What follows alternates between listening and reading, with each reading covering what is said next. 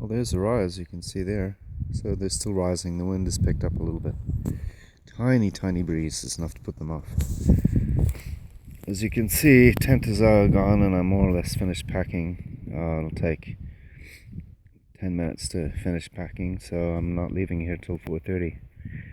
10:30 or 11 now. So I've got 6 hours to fish this little pond. I could even go for a hike, but I'm not going to. I'll be pretty sick of fishing probably by the time we leave. It's unfortunately that the train only goes at 7:40 p.m. There's no afternoon train. There used to be, and they cut the service. So it's quite warm. Lots of mozzies. I have to put on some deep. So I'm gonna have another coffee. It's plenty of time. It's all I've got 6 hours. Have another coffee and then get fishing. This will be the 5th and final day of fishing.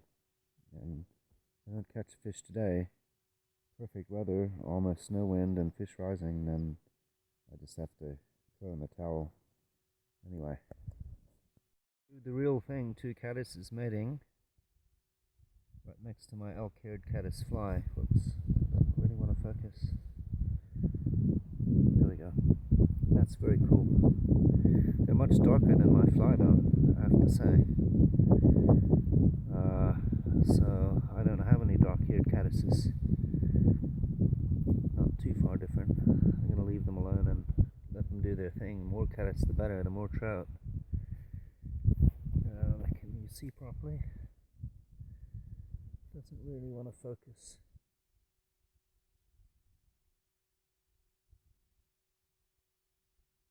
Anyway.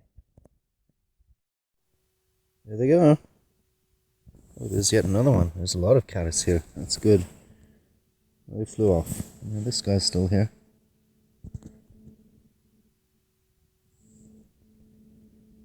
Doesn't quite focus that closely. It's confused. So, bronze colored, not white. Anyway, there he goes. Pretty big, fat guy. There's plenty of trout food in that. Lots of them around near the water's edge. Alrighty. Well, I have a little friend. Got a 3rd caddis. There one flies around. They got 4 wings. So anyway, now we know it lives up here. Lots of stoneflies and quite a few caddis. I didn't think there were that many caddis, but caddis catches everything. I'm gonna have to put them away because I need to do some fishing here. Anyway, cute guy. Funny little things. Not quite the size of US caddises, those in Portland. Those were giant, about 5 times this big. There he goes. Whoop. Like a little biplane, 4 wings. Well, fish are jumping out of the water, but it's really off and on. They'll do it for a few seconds, then it goes dead. A few rises, then it goes dead. And they're so small.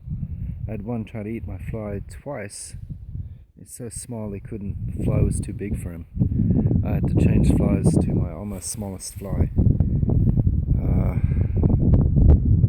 So, they really are piddlers that I'm talking about. Yay, maybe that big, maybe a little bigger. I saw one quite a bit bigger, maybe 200 grams, but not a monster. He swam right from under the bank and zip, like that. Super spooked and super cautious, so almost impossible to catch, but at least we know there are fish here, even if they're piddlers. So gorgeous weather. There's Haugastøl. A little cloudier than yesterday, but much warmer. No wind. There's a lot of people out. A whole stack of them up at the top there.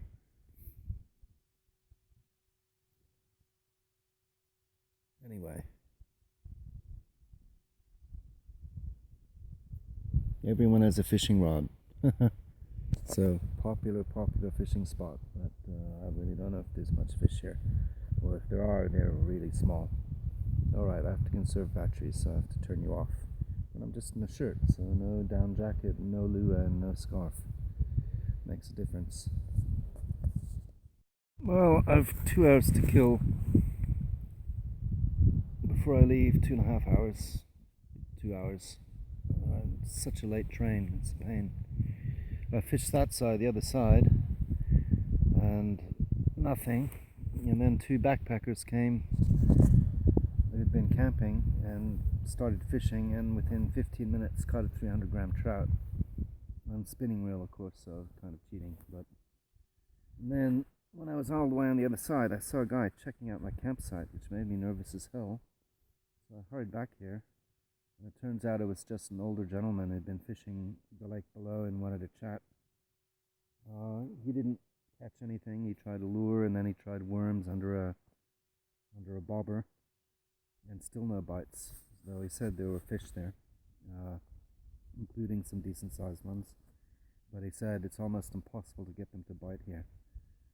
They just won't bite on lure or worms or fly or anything. Super cautious fish. So very difficult fishing, and it gets a lot of fishermen here too, of course. It's probably part of the reason they're super cautious.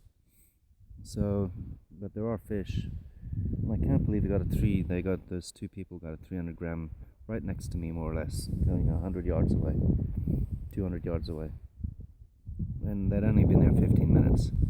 So that's pretty typical. So I get to practice my casting here. I don't plan on keeping any fish. I've got a pizza and a beef and a fish, frozen fish, waiting for me at Haugastøl. And cold beer. I'm out of beer. I'm out of coffee is the main thing. So I have one more coffee left before I leave. That means one more coffee. That's definitely the end. There's no more. Can't stay here any longer. So that's it. And I've got plenty of battery on the mobile. So I've got 1.5 batteries left. And a baby charger, just juice. So I may even be able to read a book. I'm not sure. I'm not sure I want to risk that. It uses a lot of juice. But just a tiny breath of wind. I'll have to put the fish off though. But they're super cautious fish. And that's still going to be a very heavy backpack going down. Still 6 kilos lighter, but I had 2 kilos still left of food, so I had way too much food. Just about out of sandwich food. I used up all the cheese, but I still have 11 pastei and makreli tomat. And still have half the skånrocken. I could have brought half. I still have one dinner left. So I'm carrying back 2 kilos of food. This is too much. Way too much clothing. I didn't need the extra pants. I needed the extra socks. I didn't need the extra underwear. Unless well, you bring a change of clothes in case you fall in the water or it rains or what have you. Falling in the water would be the main risk. Then you do need a change of clothes. I didn't need long underwear bottoms. I did need the top. So I had way too much gear again, and too much fishing gear. I didn't use 9/10 of it. Used all the rods. Anyway, I got some casting practice in, so. And I caught a fish, a tiny bugger, but I did catch a fish, so I was not fishless this trip. That's something. Well, it's 4:25, nearly 4. Time to leave. 4:30. I've got 3 hours. I'll have an hour to wait. But it fills me with such dread carrying this backpack down that I'd rather get it over with and wait an hour down there. There's no toilet, of course, but I've taken a dump and I can run behind some bushes if I have to pee. Or if the station is closed, so pretty sure it is. This is gonna suck. I've got one bigger hill and one small hill, and then it's all downhill. But it's still very heavy pack. I mean, I don't know. Went from 30 kilos down 6 kilos, so still 24 kilos. Little bag only has a water bottle in my jacket, so it's not too bad. This is the part that sucks. Walking around fishing and day tripping is fine. That's quite nice, but I'm getting too old for this camping thing. There's no question, man. It really fills me with dread every time I have to think about moving one of those packs. I'm just too old for it. Anyway, be a lot lighter. It is 6 kilos lighter, so I'm going downhill, so how bad can it be? But, well, it can be pretty bad. At least it's not freezing cold, it's quite warm, so I just go slowly, and I'm trying to give myself a heart attack. Very slowly, slow and steady wins the race. Right. 747. Okay. Oh, one little hill to go. Let's take a break. The pack is much lighter, it's much better, but I'm just so out of shape, it's ridiculous. And I'm older and my heart is not so great. So, it is Haugastøl. I didn't fish that. That might be okay, who knows, gets a lot of wind. Hard to get around, kind of. Anyway, that may have been a better lake, who knows. That little one was not great, too many piddlers. And the big one, big lake with the big fish is behind that big hill there. Finn and I fished that, caught nothing, but saw a big trout in the middle. Just the fin breaking the water. Like a shark, Finn, a shark. Alright, I have to get moving. This may be the last video before I hit the train station. Let's conserve batteries. Well, we're at the pass. This is where the agony ends when you're coming up here. This is the Holy Grail. Agony is the word. It is 1220 meters up here, so it's up 250, 280 meters with a huge pack. And it's pretty bad. It's bad even without a pack. It's quite a hike. And then pain is more or less over when you get up here. That almost did me in. I wasn't feeling, of course I was feeling sick when I came up here, nauseous, bad stomach, so that didn't exactly help, but I was very pooped, I have to say. That was not cool.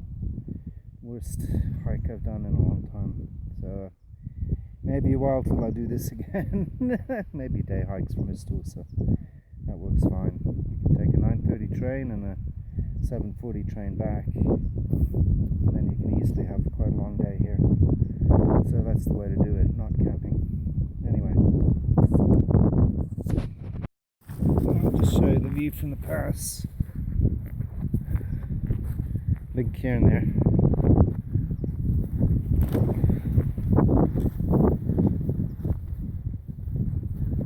It's quite a view.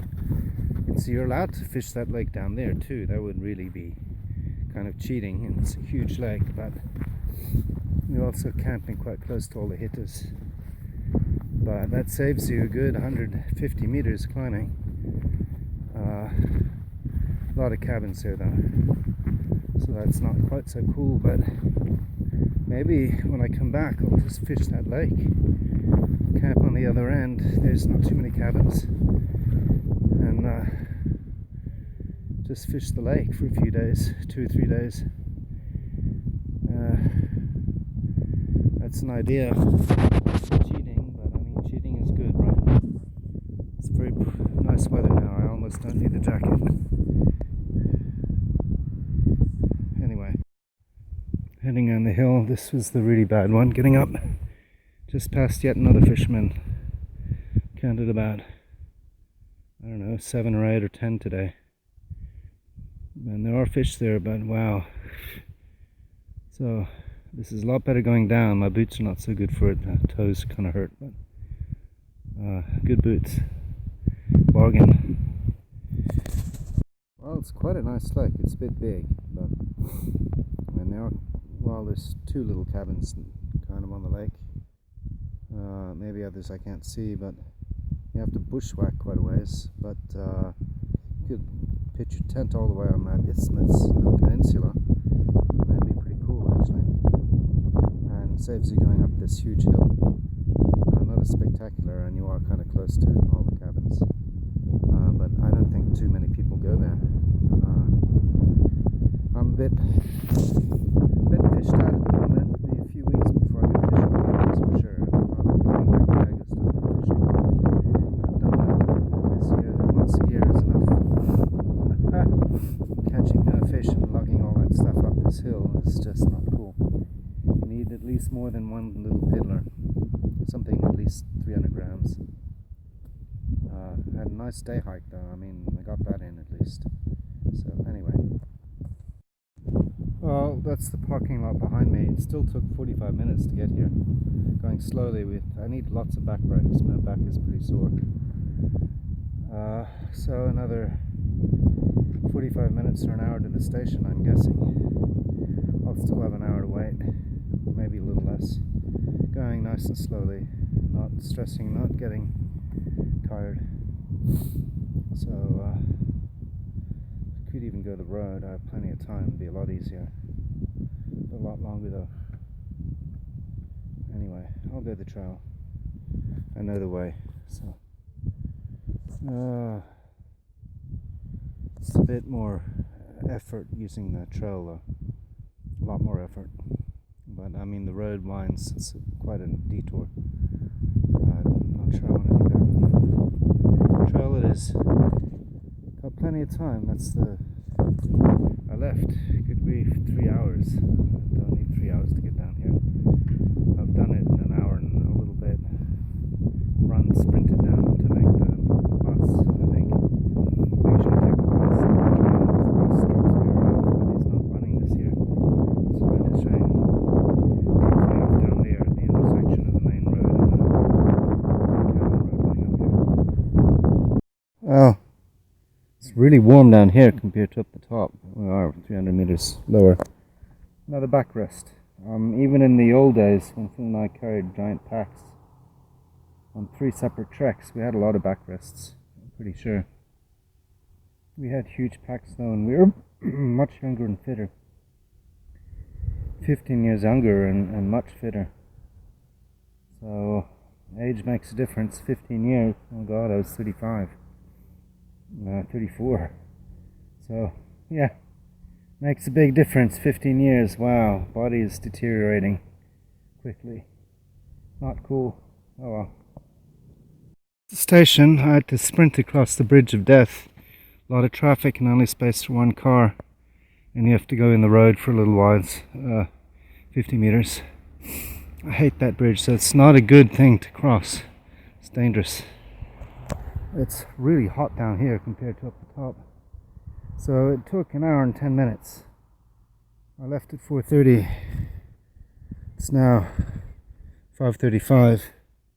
So I've got exactly 2 hours to kill, which kind of sucks, but I'm very low in water, so I hope the station is open. Got 1 bottle to ration it. Well, it's still a huge pack, although it's quite lightweight because there's a big bag of trash at the top, which weighs nothing. Well, still 25 kilos, I guess. I'm going to weigh it when I get home, so I'm not even going to throw out the trash. I have to weigh that too. The station is open, which would be surprising if it wasn't, because there's a lot of cyclists who come here, start here to do the Rollervan. There's a toilet, and there's a sink where I can refill my water bottle. First order of business, I think, is to charge this phone and have a slug of water. Then I've got to kill 2 hours, so I charge the phone first so I can read my book. Book is on the phone. More Afghanistan series. Somewhere, the Haugastøl Valley this time. Chosen Company, something, 172nd Airborne Battalion Regiment, blah blah. Anyway, pretty exciting reading. And then, see, not taking a book saves probably 250 grams. No, you can't wipe your bum with your phone or build a fire with it. There you go. So books do have their advantages. But anyway, I downloaded that one while I was up there. I had a whole day with nothing to do. Anyway, okay. Well, that saddle up there, that's the pass. Only 250, 280 meters up, which is nothing in Bergen if you go to Flyen. Or not Flyen, but Skeleterdalen and Sandviksfjellet. But 30 plus kilos, that makes all the difference, and being nearly 50.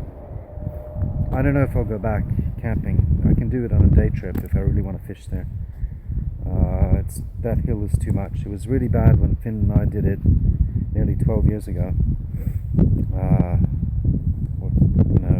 Or 10 years ago. And it's even worse now. It's the age showing itself. But the fishing is so bad, it's just not worth it dragging fishing gear up. I'm glad I didn't bring waders. That was stupid. The thing to would be go on a day trip. Take a day trip from Haugastøl, take the morning train, and take a camera and the drone up and just photo and drone and go on a day hike. You can't get that very far because you have to hike up there, which is, even without a pack, it's a good hour and a half, 2 hours. So you're at 11:30 then, and then it's an hour and a half down, but still got 5 or 6 hours up there for a day hike with just a light day pack. That's the way to do it. And if you really wanted to try fishing, which I think is a bit pointless up there, you could do that too. Fishing was very bad. Terrible.